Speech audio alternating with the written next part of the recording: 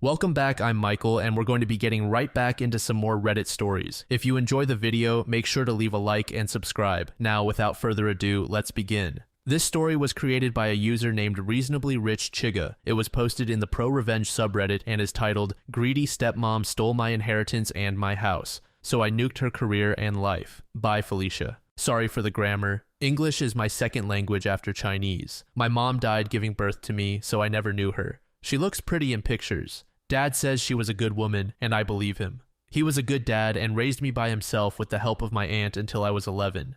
My aunt has her own kids that are a few years older than me, but we were all friends growing up and still are, which includes my aunt. Like my mom, my aunt is a good woman. My dad worked crazy long hours to provide for me. He owned his own convenience store. He was manager and cashier for most of the day and had one other employee as his helper. I was just a kid, but would also help at the store after school, sweeping and stocking shelves. For the longest time, my dad's helper was a Chinese guy, but then he had to quit because he had to take care of his ailing parents in China. So my dad replaced him with a white guy who did okay for a while, but then he graduated college and moved on. Finally, my dad hired a Chinese woman to be his helper, and this woman would eventually become his second wife and my stepmom. I will call her Barbara, though, of course, her name isn't actually Barbara. Barbara was only 15 years older than me, so she was a lot younger than my dad, who was 44, and she was like 26. She also didn't speak Chinese in the same dialect at first, which was inconvenient for our convenience store because we lived in a Chinese part of town where most of the customers were Chinese Mandarin, and only once in a while did white or black people come in, so her English wasn't such an advantage. Barbara was nice to me at first, so I thought she was a good person.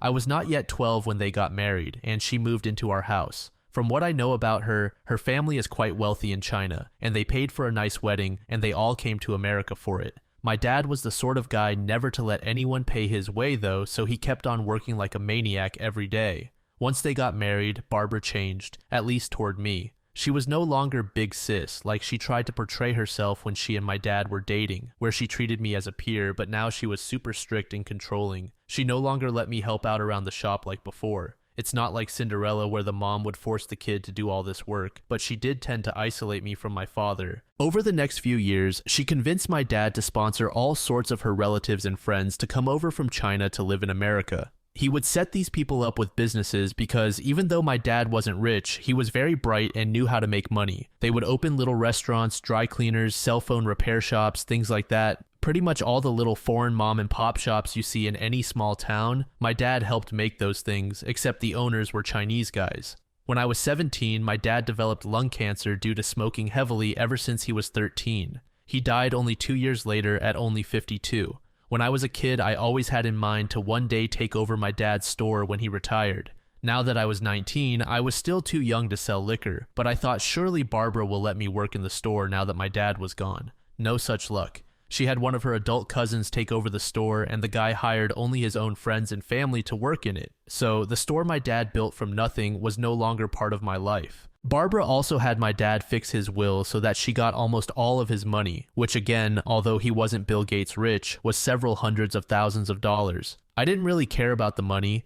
Barbara can have it, but it still sucks. She got all his money and her family is already rich. I think she was just using my dad to transport her clan from China to America, but that's just my theory. All the money in the world cannot pay to bring my dad back, and I'd rather have that than cash, but I digress. However, after saying all that, I will admit my dad set aside a small trust for me that was enough to put me through junior college. Also, the minute I turned 18, Barbara threw me out of the house my dad bought and paid for with his hard work. This is not a place for you. You go now, bye-bye. She owned it because she was his wife. And now that my dad was dead, Barbara could move her new boyfriend into the house in his place. Her new boyfriend was a big fat scumbag from Taiwan, who from what I hear was a big shot mobster in his home country. But in America, he just played mahjong all day and lived off his wife's money in my dad's house. Honestly, I think he was hanging out in America to avoid gang trouble in Asia. Also, I think my stepmom got with him because he has connections in China and Taiwan, and maybe some fraud is going on. Before I got kicked out of my dad's house, my stepmom used my dad's money to invest in a couple of apartment buildings. I eventually heard that she was renting out rooms to various traffickers, and basically they were bordellos. This was all stuff I found out later, along with the news that she not only made big money off rents, but the traffickers were giving her a kickback on money they earned. I will say this for Barbara. She's a very beautiful woman, physically, and it's easy to see why my father was attracted to her, though if I think of her as not my stepmom, she personally does nothing for me. She often got men to do what she wanted because she was pretty. I'm also quite certain that she gave them more than eye candy, but aside from one very important case, I cannot prove it. What was that case? Well, I moved in with my nice aunt, who sheltered me while I went to college for a degree in computer engineering. My smaller inheritance paid for a couple of years of school. My aunt was nice to me, and even though she was still taking care of her own children, she had one son who already married and had his own family, but 3 daughters who still lived at home and were unmarried. She didn't ask me for rent. Her own husband had passed away long ago, so I got to play man of the house, taking care of the yard and fixing things like cars and computers while I lived there. After a couple of years, I lost touch with Barbara and just conceded that she won. I also got a job at a computer hobby store where I am souping up computers to make them go fast. It's a good experience, and though the money isn't so great, at least hey, it is some money, and I am starting to make a name for myself in the world, or at least in our small city. When I say small city, I really do mean small city, and it is even smaller in the sense that Chinese people in that city tend to live all in one part of it and everyone knows one another.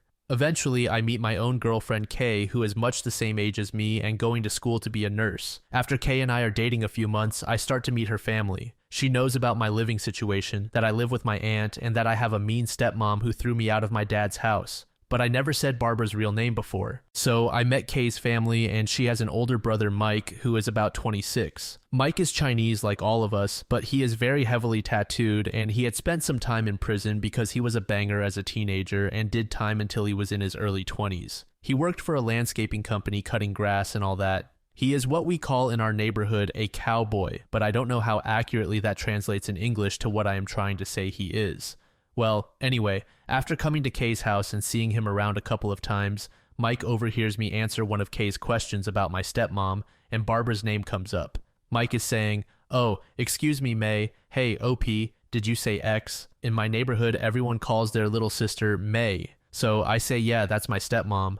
"Oh," he tells me, "no offense, OP, but I'm your stepmom." So he describes how he does a lot of houses in my dad's old neighborhood, and while my stepmom's boyfriend is with his own friends playing mahjong, he comes over and he and Barbara have sex without a condom because she wants a baby and is like now 36 and is wanting to go fast and her boyfriend's is too slow. Evidently, Mike has sex with all sorts of women in the neighborhood and outside of it too. He brags about all the white and black and Mexican ladies he also landscapes. I haven't really thought about my stepmom other than talking about stuff in the past, so it was interesting hearing what she was up to. I mean, other than f***ing my girlfriend's brother. Mike tells us that Barbara uses her apartment buildings as a giant cat house where pimps set up their women. Barbara never actually told him this, but he deduced it like an Asian thug version of Sherlock Holmes. He says that a lot of people he knew in prison got put in jail that way. Also, that my stepmom was running for a seat on the city council, playing up the fact that she was a hardworking woman of color, blah blah blah, and had aspirations for even higher office. It's clear she wants to make herself a little empire. Kay asks her brother if he would help us put my stepmom in jail. She had her accounts set up, so it was really hard to prove she actually knew exactly what her tenants were doing in her buildings. But anyway, if the buildings were shut down, it would at least hurt Barbara's cash flow, and it would put an end to at least some abuse of women. Mike said that he would have kept his mouth shut because he liked that my stepmom was basically showering him with money so that he could keep giving her the D, but since his little sister was asking for help, he was willing to forego the money. I piped up and offered to pay him, even though no way I could pay as much as Barbara. He said it's fine. You don't need to pay me anything, but if you hurt my little sister, I'll cut your balls off. Deal. So our plan we came up with was that Mike would set up his cell phone in an out-of-sight place in Barbara's room while they had sex. Basically a sex tape without her knowledge. Mike didn't care about his reputation in America and had plans to leave the country again anyway and go back to China, as his own father had a business opportunity for him there. The idea of being in a didn't bother him at all. Having spent time in jail and also being part of a gang subculture, he also didn't have any trouble scoring drugs, and evidently he did these drugs with Barbara all the time in her house. So on the day he made a at her house, he also made sure to show that Barbara was doing drugs. He minimized his role so that it appeared that it was Barbara who scored the drugs and was offering them to him. He did make sure, at my suggestion, to have her say in natural conversation what day and year it was, and that this was her passed-away husband's house, and that her current boyfriend was playing mahjong at a friend's house. Furthermore, Mike added a special touch where, in the throes of sex, he made Barbara denounce her Taiwan boyfriend as a weakling and a fool, not a real man, that only Mike was capable of giving her an orgasm. Really hair-raising stuff. All of it was in Chinese, but that was okay, as the audience would also be Chinese. Mike made sure that the video clearly showed Barbara's face. The video was obviously not a professionally made porn, so thankfully we did not have to actually see any clear private parts, but it was very obvious what was going on in the film. All told, the video was 20 minutes long. We edited out most of the portions because those were unimportant, really. When I say we, I mean Mike and me, because of course Kay didn't want to look at her own brother in a porn. I didn't care to see Barbara either, and thankfully I didn't really have to see any clear picture of her naked, though it was obviously her, and she was obviously naked. We shaved the video down to those parts where it was clearly showing Barbara's face, her doing drugs, talking about drugs and offering them to Mike, her mentioning the date and that this was her passed away husband's house, them in bed for a few seconds obviously doing it, and the funny part where she made fun of her Taiwanese boyfriend. The relevant video clip we made was slightly less than 10 seconds long. A few days later, Mike went to China to meet up with his parents. A week after that, as politics go, candidates often have to make speeches in front of audiences, and Barbara, running for a seat on the city council, was no different. Nobody really cares about city council meetings, except other politicians and the few dozen people who go to such things. Reading up on her quickly, I learned that Barbara was presenting herself as a woman of high character, a business owner who had set up more than a dozen successful businesses in the area for other immigrants. So basically stealing credit for my father's work. But back to boring political meetings. They're definitely snoozers. But if something interesting happens, such as the politician saying something Hitler would say, someone getting assassinated, or, I don't know, an attractive candidate suddenly, randomly appearing in a poll for all to see in real time, news travels fast. So on the day that Barbara was making her little speech in front of maybe 100 people at a local hotel conference room, the public was invited. Oh look. Her boyfriend, the Mahjong King, was there too, and all of Barbara's cousins that my dad had sponsored to America and set up for business were there too.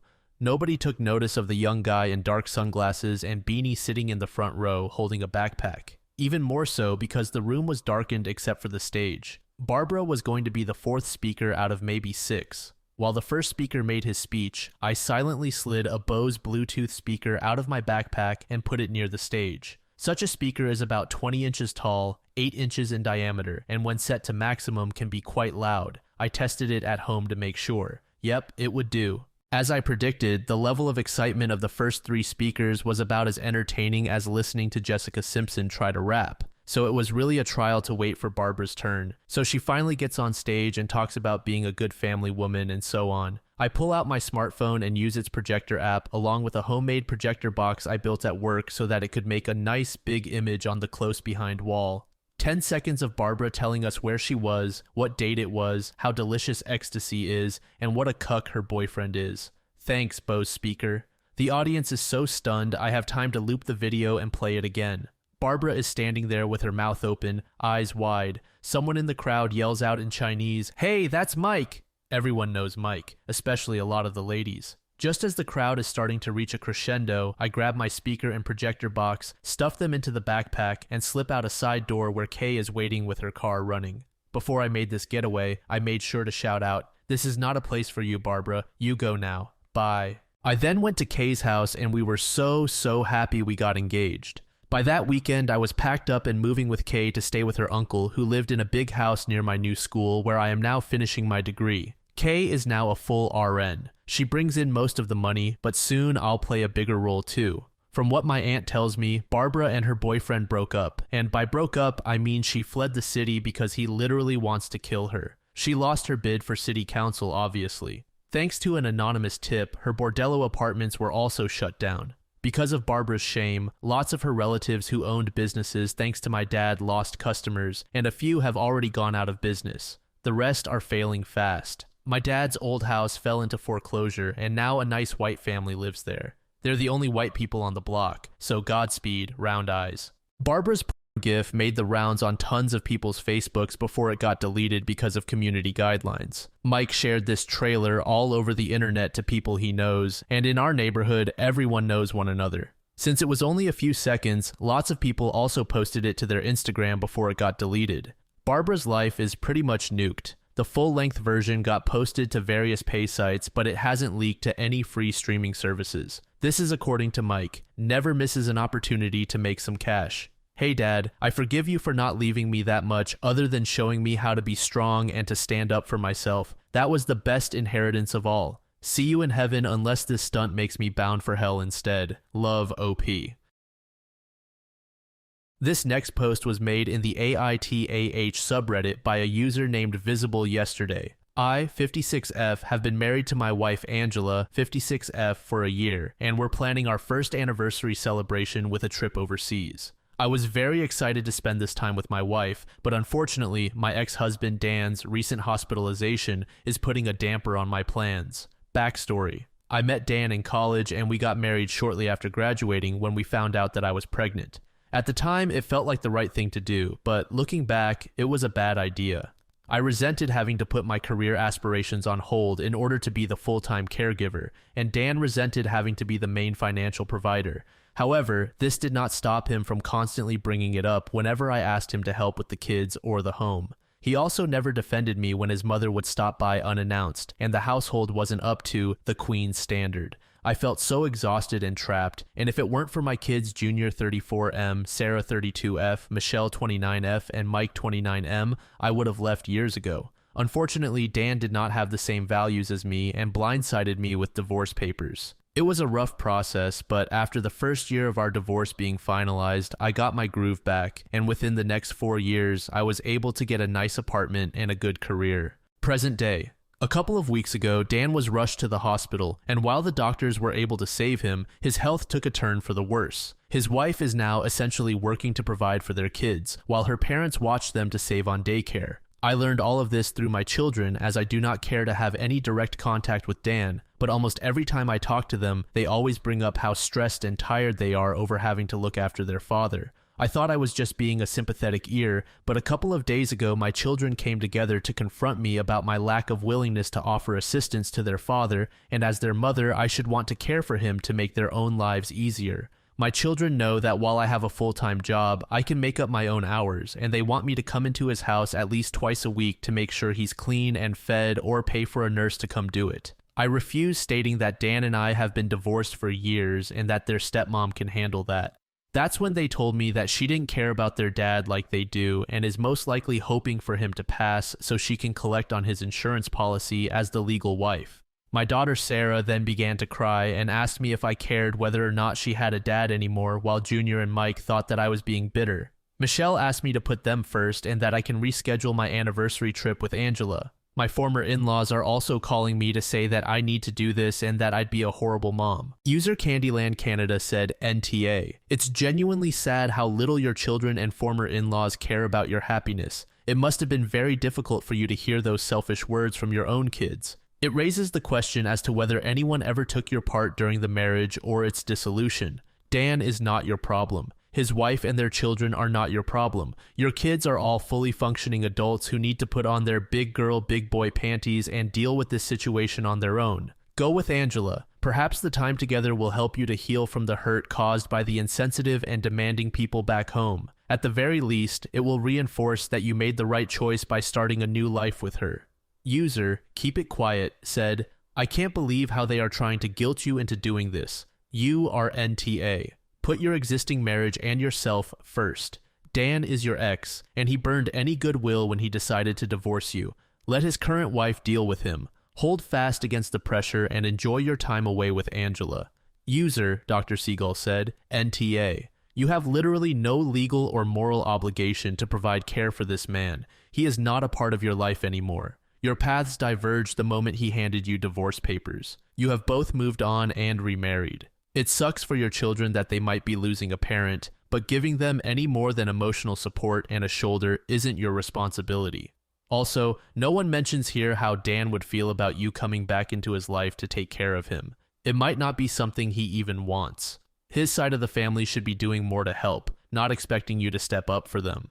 Also, I would imagine you giving in and doing this will cause a rift between you and your wife. I doubt she signed up to share your commitment with your ex. User Coco Sneeze said NTA. Turn this completely around and ask your children how long are you supposed to put your life on hold, and are you never allowed to be happy and live your life? Tell your children that between the 4 of them and ex-in-laws, they can split costs of a hired nurse or healthcare professional to go to your father's house twice in a week. Why should you pay for his care? You don't have the bandwidth and mental strength to be their father's career, and it's really manipulative and cruel of them to emotionally coerce you to become your ex's career. In the update, OP said the following. I forgot about the password to this account, and my stepdaughter showed me what to do, and once I accessed this, I saw that I got a few messages from people asking for an update, so I thought I'd share. First, a few people seem to be confused, so let me be clear. I am a woman who is married to another woman. My own parents passed away years ago, so their opinion is irrelevant. My wife and I both have children from previous relationships, but we didn't meet until after our children were adults, so my wife and I are the only ones who have lived together.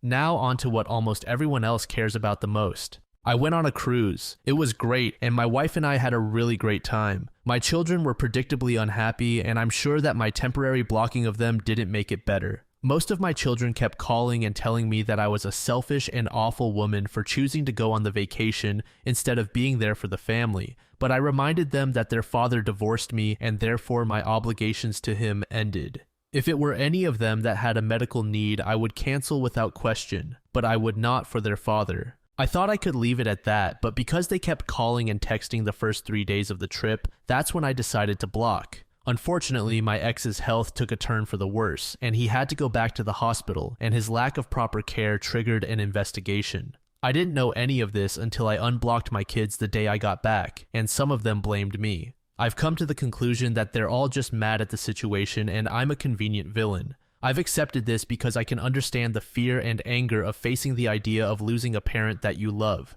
I just hope that one day we can all sit down with a family therapist and mediate the situation. However, this did start to trigger my past tendencies of sacrificing my own happiness and well-being for my children, but my wife, therapist, and even a small piece of my inner self had to remind me that my children are adults and that my ex isn't my responsibility. I tried to reach out, and so far most of my children aren't talking to me and have made it very clear that I will not be able to see my grandchildren as a punishment. It's sad and I'm still wrestling with the guilt and doubt, but my wife and stepchildren are being very supportive, while my other family is a mix and most of my friends are neutral. User Let the World Burn said, "Let's be real here, OP.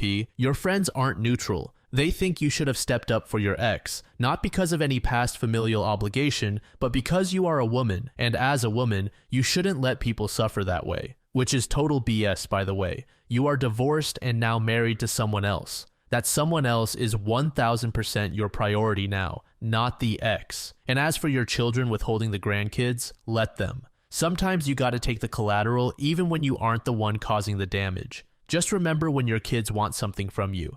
Don't give it to them. They have set the tone from here on in. Resonate that tone right back at them. Edit. I hope you enjoyed the majority of your cruise with your partner. You deserve it. Under this comment, OP said the following. My friends are neutral in the sense that they don't think it's their business and won't bring it up unless I do. If they do think I should help, they've never explicitly said anything to me directly. It's sad not to see the grandkids, but I'd be lying if I didn't say my stepdaughter's children aren't easing the feeling. It helps that they're very loving and welcoming to me. User Off Kira said, I knew right away what this was. I even commented on the original post. It remains quite sad that your more than grown-ass kids still see you as the villain. They are way too old for this shit. Good for you for recognizing that this shit is not your fault or your responsibility, and kudos to your support system for helping you see it. I'm not too happy about anyone being anything less than on your side on this. If they in any way think you should do something for your ex, hey, I think your kids will be happy to know that, send them over. Genuinely, what the shit is this? Your friends aren't neutral. They've got opinions that are probably trash. They just don't want to say them. Regardless, stay strong. It sucks that your kids may well weaponize literal children in retaliation, but, well, that's their terrible decision to make. I guess it makes sense though. I did point out their clear emotional immaturity, and what's more immature than using children as props and tools for punishment? Well done, good parenting. Good luck with everything. Stay strong.